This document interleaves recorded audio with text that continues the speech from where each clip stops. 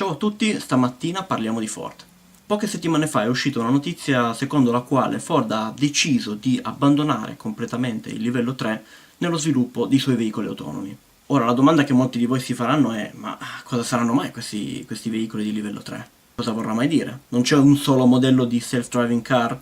Di veicoli autonomi? Non c'è soltanto una tecnologia alla quale dobbiamo fare riferimento? In effetti non è così, perché in realtà i veicoli autonomi sono stati classificati in una graduatoria che fa riferimento a 5 determinati livelli. La versione ufficiale di questa graduatoria, conosciuta a livello mondiale, è stata stilata dalla SAE, dove SAE sta per Society of Automotive Engineers. In questo video scopriremo assieme quali sono i vari livelli determinati dalla SAE e li spiegheremo uno per volta. Partiamo dal primo livello, effettivamente il livello 0, ed è il livello al quale siamo abituati. Sono le automobili prive di qualsiasi sistema di controllo automatico, ed è proprio per questo motivo che si riconosce un livello 0, ossia un'assenza totale di controllo automatico. Subito dopo il livello 0 abbiamo ovviamente il livello 1, e nel livello 1 abbiamo delle piccole feature di aiuto alla guida, come ad esempio l'ABS o il cruise control, che hanno il determinato compito di controllare in alcune situazioni la velocità di marcia e ad esempio il parcheggio.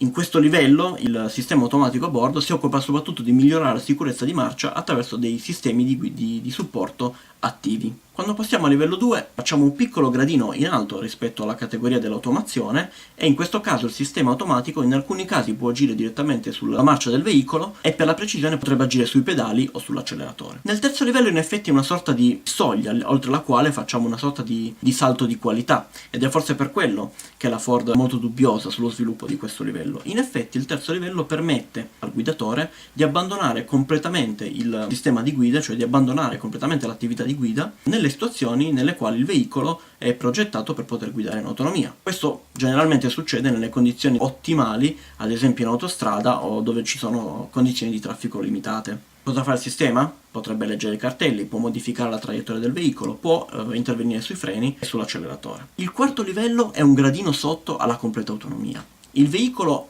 formalmente è in grado di rispondere in qualsiasi situazione, quindi è in grado di muoversi all'interno di un traffico regolare, può prendere decisioni, agisce sullo sterzo, sull'acceleratore, sul freno, è in grado completamente di guidarsi da sé. Però dove sta il però? Il però sta comunque nel fatto che è necessaria la presenza del guidatore sul sedile di guida e che in alcuni casi potrebbe essere chiamato a intervenire. Può ancora in effetti avere la facoltà di intervenire sulla guida del veicolo. L'ultimo livello, il quinto livello, è effettivamente l'auto del futuro.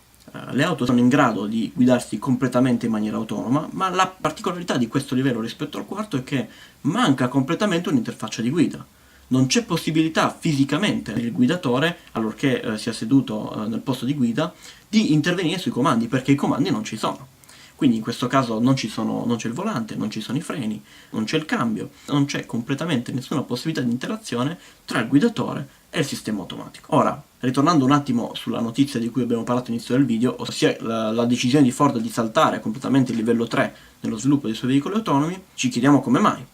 La risposta ce la dà direttamente Rahi Nair, che è il direttore del settore sviluppo prodotto di Ford, che in un'intervista a Bloomberg ha semplicemente dichiarato che durante i test che Ford ha effettuato per la verifica di qualità dei suoi veicoli di livello 3 si è reso conto di una cosa molto semplice, che gli ingegneri e i tester che Ford stessa aveva posto a guidare il veicolo lo specifico task di controllare la qualità del sistema di guida non erano in grado di mantenere la condizione di veglia con attenzione per tutta la durata del test. Si fidavano talmente tanto del sistema di controllo automatico che non riuscivano a rimanere svegli. Anzi, testuali parole di Nair: campanelli, vibrazioni, luci di segnalazione, persino un'altra persona a bordo non aiutava la persona alla guida a mantenere una condizione di attenzione sull'ambiente circostante. La fiducia nell'automobile era più forte. Questo potrebbe essere un problema, perché se i nostri ingegneri e i nostri tester, che sono lì apposta per controllare il veicolo, non riescono a mantenere una condizione di veglia sufficiente, figuriamoci un cliente, figuriamoci una persona normale a cui vendiamo il nostro prodotto e alla quale diciamo: tranquillo, la macchina guida da sé in alcune situazioni, ogni tanto dovresti metterci le mani, ma la macchina ce la fa.